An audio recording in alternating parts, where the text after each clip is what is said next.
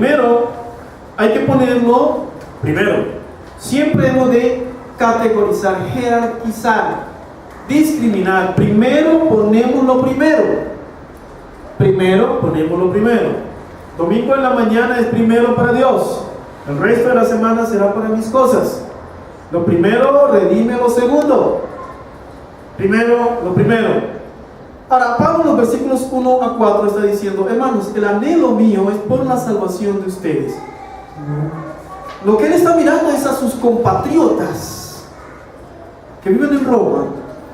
Y él está diciendo en el capítulo 10, versículo 1, que lo que él quiere, desea, es la salvación de sus compatriotas. En los versículos 5 a 8, él insiste que la fe que cada uno de ellos está practicando es la fe histórica, no es una fe nueva. Cuando ustedes miran en su Biblia, si usted mira su Biblia, hay una serie de citas y hay unas partes. Note que el texto no está justificado, como dice en el computador. Hay una serie de citas. ¿De dónde Pablo toma esa serie de citas? Del Antiguo Testamento. Lo que él está diciendo es que esta fe histórica que usted tiene y que yo tengo es la misma fe de Abraham.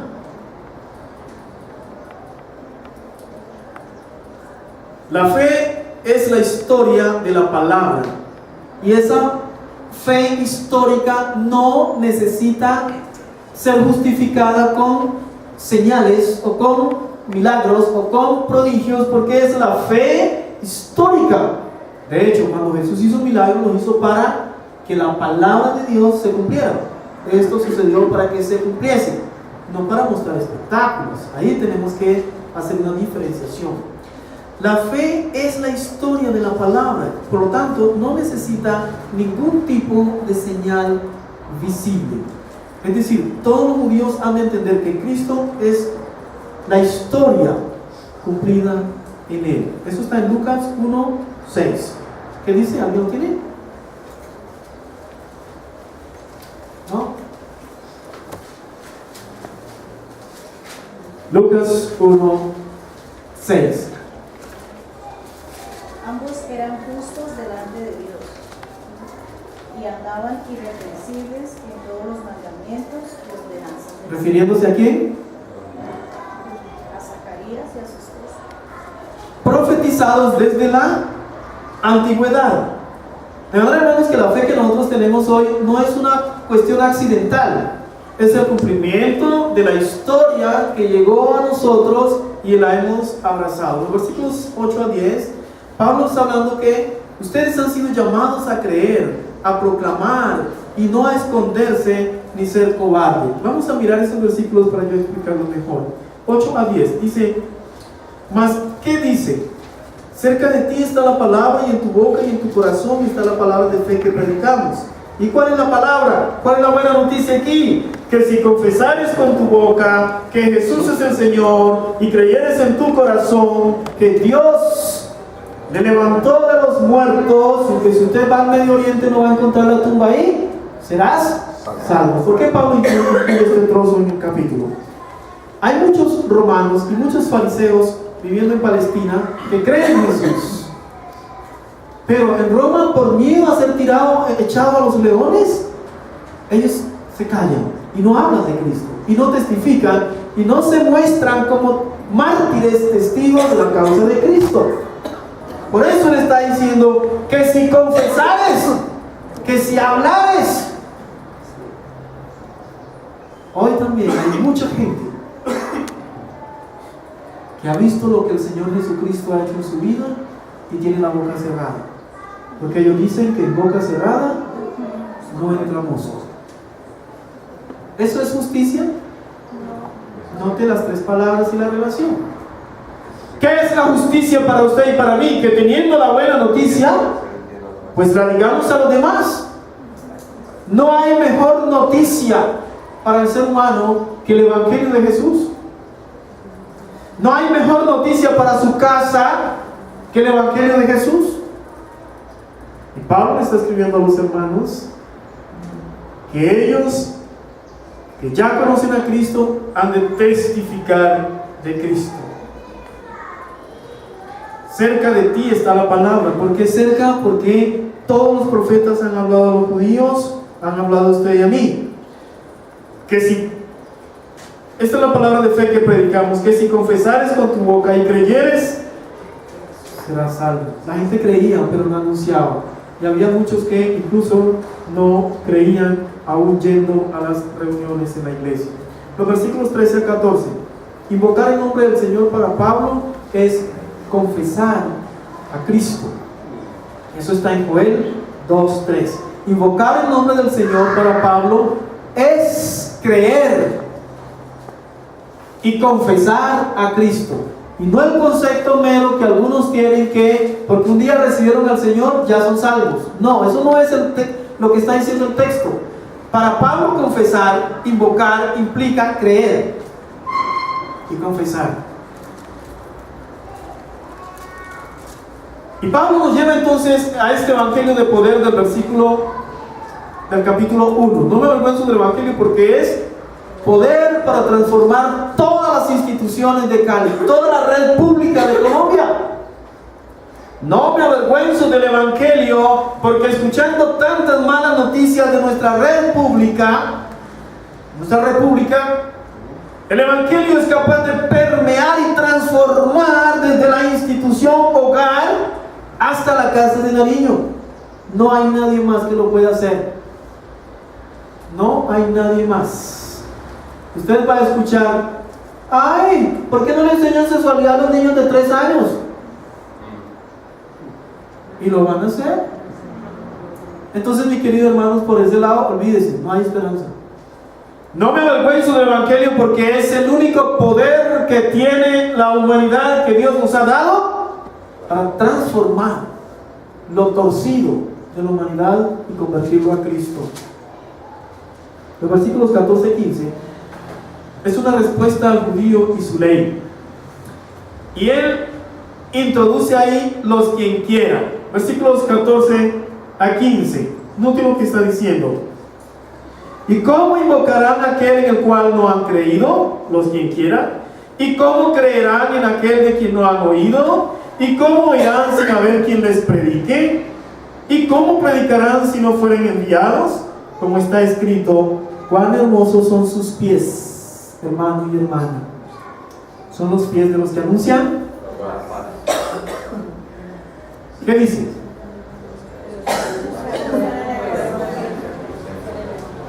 Buenas nuevas, de los que anuncian la paz. La salvación viene para los que invocan en fe al Señor.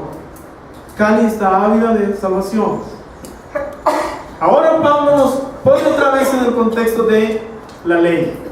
La ley tiene un mensaje de condenación. La fe tiene un mensaje de salvación.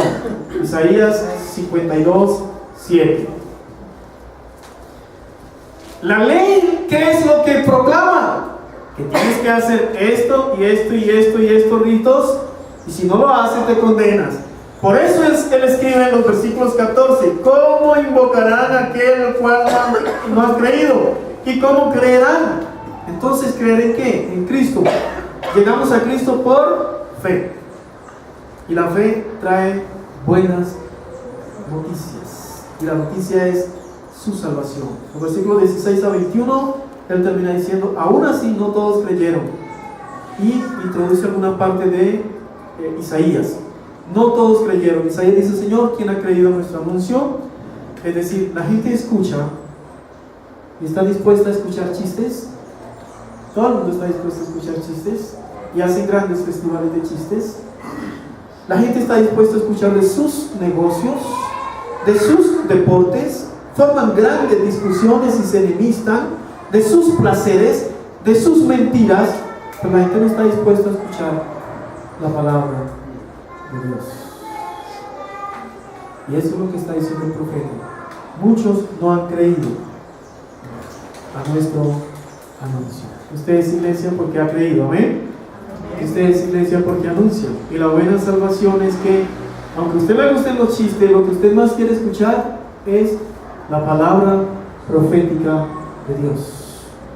Y eso es el poder del Evangelio de Cristo. Introduzco aquí la primera síntesis del texto. La primera síntesis de la carta.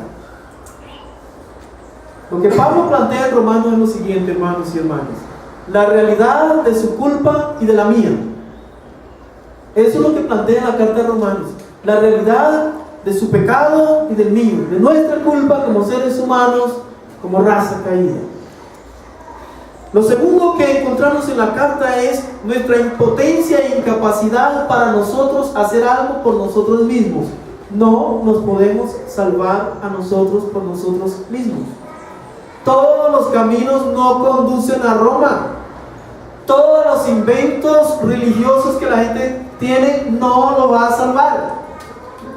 Jesús dijo: yo soy el camino, la verdad y la vida. Nadie viene al Padre sino por mí. Hermanos y hermanas, no podemos hacer nada para salvarnos de la condenación, del castigo por nuestros actos diarios que se rebelan contra nuestro Creador. Y en tercer lugar, lo que la carta plantea es la incapacidad de la ley para hacer algo y salvarnos. Pues la ley lo que hace es mostrarnos nuestros pecados, nuestras fallas, nuestras falencias, pero la ley se va y nos deja ahí. La ley no puede salvar a nadie, y eso no es buena noticia para los que quieren andar detrás de los mesiánicos y todas esas cosas. La ley no ha salvado y no va a salvar. Sirve para mostrarle mis defectos y hasta ahí llega. Hecho eso, entonces tenemos una opción, y esa opción es creer en Cristo. Cristo es la única opción, y esa es la buena noticia. Cristo es la única opción, y eso es lo que plantea Pablo. Plantea 4 elementos en su carta. El hombre es culpable, es incapaz de salvarse, la ley no lo pudo hacer, no lo ha podido hacer y no lo va a hacer, por tanto necesita un redentor, y ese redentor se llama Jesucristo, mi Señor, al que venimos a adorar aquí todos los días, todos los domingos en la mañana. Entonces, ¿qué le queda a usted y a mí? Creer en Cristo. Es la única opción. Cuando yo creo en Cristo, entonces vuelvo a las palabras que planteé. Creo en Cristo, empiezo a practicar la justicia. No creerle a Cristo es ser injusto. Creer en Cristo es practicar la justicia. Seguirle, amarle, obedecerle. Eso es practicar la justicia. Y es la única opción que nos queda a usted y a mí, independiente de quién sea usted y cuántos años tenga. Tiene una sola opción, y es creer en Cristo, seguir a Cristo, amar a Cristo y obedecer a Cristo. No hay más opción. Y le tengo otra noticia. Usted no buscó a Jesús. Jesús lo buscó a usted.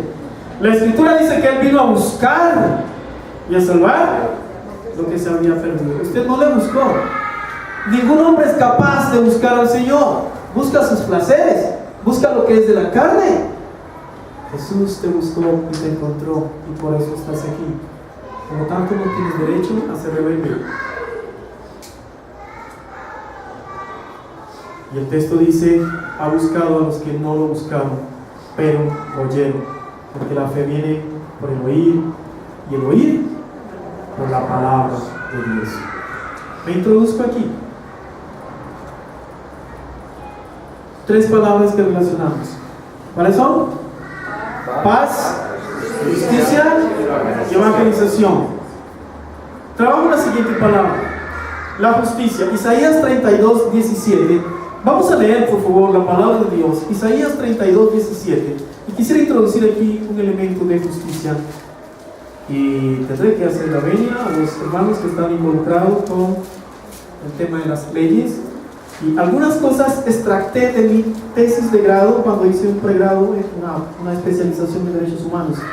Algunas cositas extracté de ese documento que todavía está por allí. ¿Qué dice Isaías 32, 17? El efecto de la justicia será paz, y la labor de la justicia para siempre. Note lo que dice el texto en Isaías. ¿Y cómo predicarán? Y empieza en el capítulo 10 a hablar del efecto de la justicia. ¿Alguien tiene otra versión? En Isaías 32 Sí, 17. dice: la justicia traerá para siempre paz y seguridad. El efecto de la justicia en el original, en el griego, es el trabajo de la justicia produce paz. El trabajo de la justicia, el efecto, el resultado de la justicia produce paz. Entonces quiero involucrar aquí dos palabras.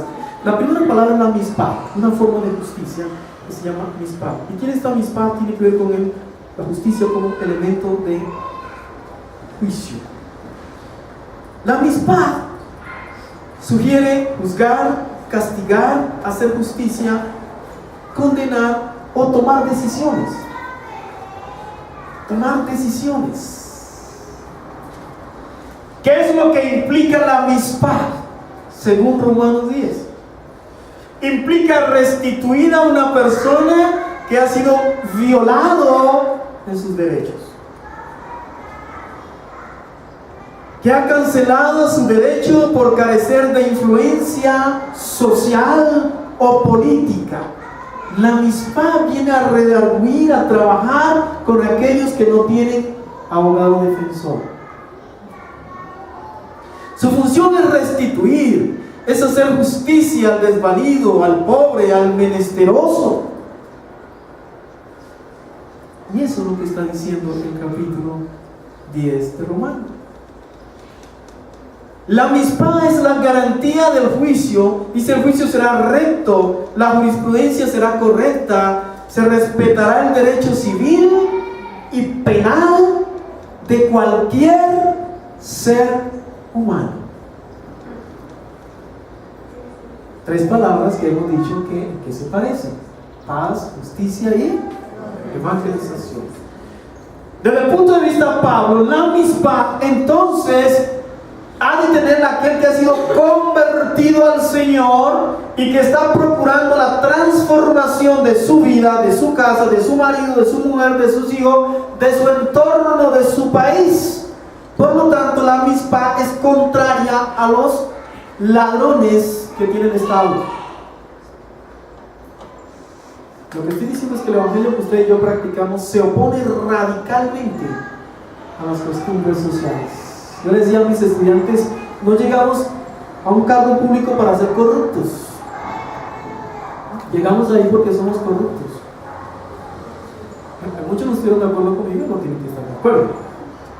Pero cuando los políticos hacen campaña, ellos van detrás de lo suyo. Ese no es el concepto bíblico de justicia. El concepto bíblico de justicia es la garantía: el juicio será recto, la jurisprudencia será correcta y se respetará el derecho civil y penal. Note lo que dice el texto: cuán hermosos son los pies de los que anuncian la paz. Y Isaías dice que el trabajo de la justicia es paz. Desde esa perspectiva no podemos aceptar que haya hermanos y hermanas que quieran más a un hijo que a otro hijo. No es posible. Que ame a un vecino y al otro no. No es posible.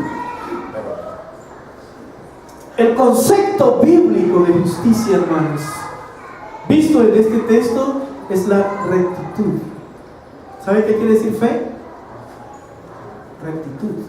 La palabra fe es rectitud. Fe, pistilo, pistón, recta, derecho, recto. De manera que Pablo nos está lanzando un tremendo desafío esta mañana a practicar la justicia. Y Salmos 85, 10 dice: la justicia y la paz, ¿se qué? Vamos a leerlo. Salmo 85, 10, por favor. Y vamos a encontrar ya la relación directa de estas tres palabras aquí. La justicia y la paz se besaron. ¿Cómo le parece? ¿Qué dice? 85:10, Salmo. La misericordia misericordia y la verdad se encontraron. La misericordia y la verdad se... Encontraron. ¿Y qué más? La justicia y la paz se besaron. La justicia y la paz. Eso está en su Biblia, hermano. ¿Lo leyó usted en su Biblia? ¿Usted lo había mirado? Ahí está, léalo. Por eso el Evangelio es un Evangelio de poder. Ahí está. Y eso me servirá en este momento para introducir la siguiente palabra que tiene que ver con el elemento justicia, y se llama la sedagá. La sedagá es la otra forma de justicia que nos presenta el hebreo. Su significado es lo derecho, lo recto. Regula la relación entre Dios y los hombres, y de estos entre sí. Regula la relación entre Dios y los hombres, y de estos entre sí. Voy a leerle otra vez la palabra de Dios en Romanos. Porque todo aquel que invocar el nombre del Señor será salvo. ¿Cómo pues invocarán a aquel en el cual no han creído? ¿Y cómo creerán en aquel de quien no han oído? ¿Y cómo oirán sin haber quien les predique? ¿Y cómo predicarán si no fueren enviados? Como está escrito: cuán hermosos son los pies de los que anuncian la paz. Una relación directa entre Dios y usted nos mete en el contexto de la sedagá. A menos que nosotros asumamos ser la voz de Dios, ser los pies de Dios, ser las manos de Dios, ser los ojos del Señor, en este contexto podemos incidir y llevar entonces buenas noticias en un contexto de noticias tan malas. En este caso, Dios interviene en los tratos, convenios, acuerdos, pactos, y es llamada la justicia de Yahvé, la sedagá. En ese contexto, ese espacio de relación moral, relación espiritual, política, justicia como tal, excluye la falta de oportunidades. Excluye la falta de oportunidades, porque este planteamiento de Romanos está diciendo que no hay judío ni griego, bárbaro ni escita, sino que todos somos iguales. Pero también tiene un contexto comunitario. Comienza por el respeto a la vida. Quien mata la imagen de Dios, por tanto se opone al plan de Dios. Hermano, usted no puede quedar callado con el Evangelio de Jesús en una ciudad donde hay tantas oficinas de sicarios.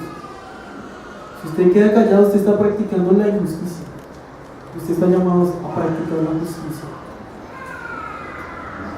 Pero también tiene un concepto comunitario, personal. La persona debe ser protegida contra toda clase de abuso. Si nuestros dirigentes estatales conocieran el concepto de justicia desde el texto bíblico, tendríamos un mejor país. Pero no lo conocen. Ahora nuestra tarea y nuestra responsabilidad es hacerlo conocer. Y para eso tenemos redes sociales. No tenemos los medios masivos, no tenemos redes sociales para dar a conocer el mensaje de la justicia. Hermanos, no puede haber paz si no tenemos estos dos conceptos de justicia claros y viviendo entre nosotros: la mishpat y la sedagá. Eso, por tanto, me introduce en la siguiente palabra. La única paz interior la trae el Evangelio de Cristo. No paguen todas esas cosas que están abriendo ahí para que usted vaya a practicar medium y todas esas cosas. Bueno, si usted quiere pagar, hágalo, pero sale de ahí, 2 meses será igual. El mismo pobre diablo saldrá exactamente igual. Usted necesita algo más profundo, más radical, más real. El tema, mi querido hermano, es que como el hombre se enemistó con Dios, dio la espalda a su creador, está en pleito con Dios. Y mientras usted tenga pleito, tiene conflicto. Y mientras usted tenga conflicto, no tendrá paz. La única forma, mis queridos, es eliminar el conflicto. Por eso el texto dice: reconciliados pues por la fe, tenemos paz con Dios. Quiero introducir solamente un concepto de paz. Hay varios, solamente uno, y es el concepto shalom. Tal vez es el más conocido. En el hebreo es paz, y eso sugiere bienestar, satisfacción, saciedad. Es el concepto del Salmo 23. Usted no puede leer el Salmo 23 si no entiende el concepto de shalom. Eso es lo que está diciendo ahí David. Ese tiene un concepto individual, colectivo y económico. Y es individual cuando usted es capaz de practicar la amabilidad, cuando usted es capaz de compartir lo que tiene, cuando es capaz de ser una persona noble, respetable, cuando usted está prosperando, Dios está prosperando su vida, usted puede decir shalom. Pero también es un concepto colectivo. Dios está en medio de su pueblo, por tanto está trayendo bendición. Y es la bendición que va muchísimo más allá del ámbito mezquino espiritual que nos han sembrado. Tiene que ver también con la resolución pacífica de los conflictos sociales. Toca el fondo político. El hombre como centro, el hombre toma la política como el arte de gobernar para el beneficio de todo, de administrar lo público para el beneficio de todo. Un concepto muy contradictorio en los países del tercer mundo. El arte de gobernar en los países del tercer mundo es cómo yo voy a enriquecerme ahí. El arte de gobernar según la Shalom es cómo yo puedo servir con lo que tengo. Por eso robar el diezmo es un terrible pecado. Hay hermanos que no dan el diezmo correctamente y viven cada día para atrás. Tranquilo, hermano. La Shalom es que Dios me prospera. Jehová es mi pastor, nada me faltará. Mi hermanito y mi hermanita, Shalom es una necesidad para nuestro pueblo. Y eso lo sabe usted y yo. Y si nosotros nos callamos, estamos practicando la injusticia. Hemos de apoyar seriamente el proceso de paz en La Habana. Sí, claro, asociándonos con los que practican la paz. Es nuestra responsabilidad orar, animar, apoyar, etcétera, etcétera, etcétera. Participar. Su responsabilidad y la mía. Hay un concepto de Shalom que va más allá que eso, y es cuando todos tenemos prosperidad, bienestar, cuando todos obedecemos a Dios, entonces la Shalom se hace visible, manifiesta. Pero también tiene un concepto económico. Es una sociedad agraria donde la tendencia de la tierra es fuente de la riqueza. Shalom es un término integrador. Todos ustedes saben que el problema de Colombia es un problema agrario. La tenencia de tierra ha sido el bendito problema en Colombia. De ahí ha partido todo. Pero Shalom está diciendo que es un término integrador. En tanto usted tiene al Señor su Dios reinando en su corazón, en tanto usted tiene su casa, su vehículo, sus hijos, sus hijas, en tanto usted tiene todas estas cosas, el salmista dice: Jehová es mi pastor, nada me faltará. Se trata entonces de satisfacer las necesidades básicas del hombre. Por eso yo no entiendo a mis hermanos, no solamente aquí, sino en otros espacios, cuando le hablamos de la cooperativa, la asociación, cómo generar nosotros recursos, formas, empleo, y decirle a este sistema: mire, hay una forma distinta, nosotros vemos la economía de una forma diferente. Usted la ve para su bienestar, nosotros la vemos para el bienestar común. Y los hermanos no interpretan, no entienden. Y eso me hace sufrir mucho. No entienden el concepto de Shalom, bienestar común. Hermanos y hermanas, la paz es el resultado de la justicia social. La Shalom es el resultado de la justicia social. Y la Shalom satisface plenamente al ser humano. Todos queremos paz. Entonces todos tenemos que empezar a practicar la justicia. y practicamos la justicia cuando anunciamos el Evangelio de Cristo. No hay otra opción. Entonces la Shalom tiene que ver con las relaciones armónicas entre Dios y los hombres. Tiene que ver con una conciencia de reposo y de contentamiento. Sugiere relaciones armónicas entre las personas, las naciones, los estados. Sugiere amistad. Sugiere que la iglesia se entreteje con la comunidad para enseñarle la Shalom. Ellos no tienen ese concepto, ellos tienen el otro concepto. Shalom sugiere ausencia de agresión. No nos agredimos, ni verbal ni físicamente, porque tenemos paz. Reconciliados pues con la fe, tenemos paz. Concluimos diciendo 3 palabras, 3 necesidades que el hombre clama hoy. Lo que Pablo plantea en el capítulo 10 es que quien se ha alejado alcanzar a Dios, el que se ha dejado alcanzar por Dios es una persona de paz. Vamos a mirarlo en el capítulo 5, versículo 1. Justificados pues por la fe, tenemos paz para con Dios por medio de nuestro Señor Jesucristo. Reconciliado con Dios, entonces yo estoy en capacidad de reconciliar mi hogar. Reconciliado con Dios, entonces yo estoy en capacidad de reconciliar mi familia. Reconciliado con Dios, entonces yo estoy en capacidad de reconciliar mis amigos, mi entorno y de aportarle a mi país. El proceso de paz ha tenido un matiz que me llamó la atención con Wilson estos días. Y sacaron un decreto y dijeron: vea, que involucre a las iglesias evangélicas, las confesiones de fe. Interesante concepto. Involucre a las confesiones de fe. Y lo voy a explicar ahora por qué. Porque la paz no es un decreto. Esta es la paz que necesita Cali y la que necesita Colombia.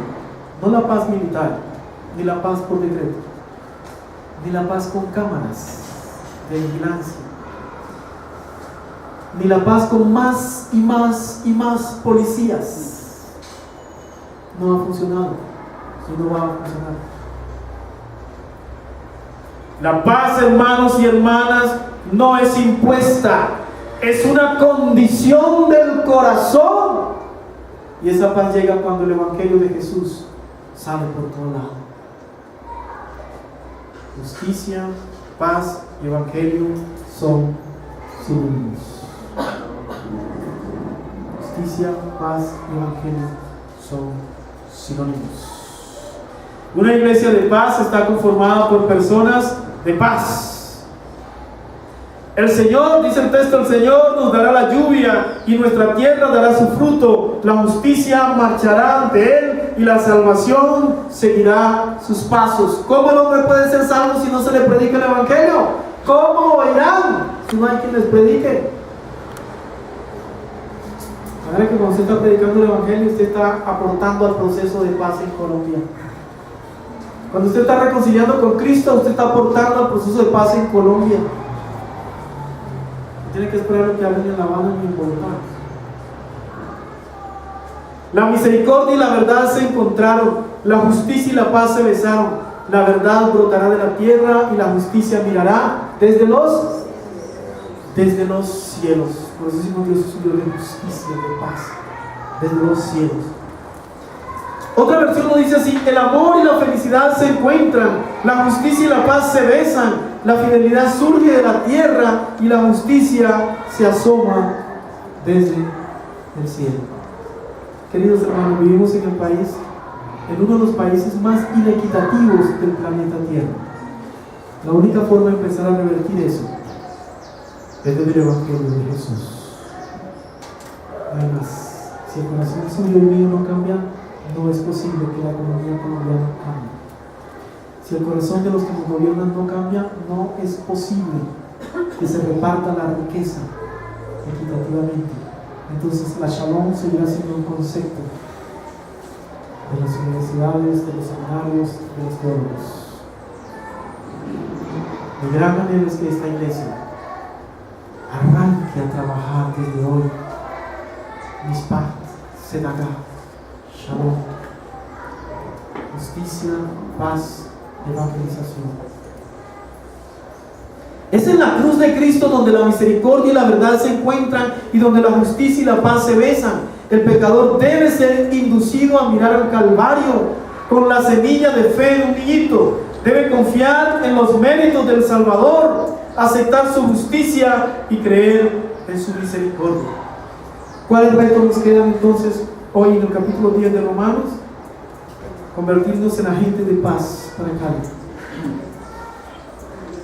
Que todo evangélico sea un agente de paz para Cali. Ese es un reto, que usted sea un agente de paz en su unidad, en su barrio, en su comunidad, en la iglesia.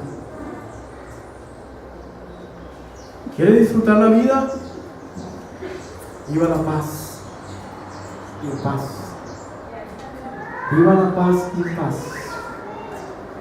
Hay que vivir la paz y en paz, que en medio de todos los decretos que sacan para que haya paz social, usted pueda tener paz en su corazón. Construya un hogar de paz desde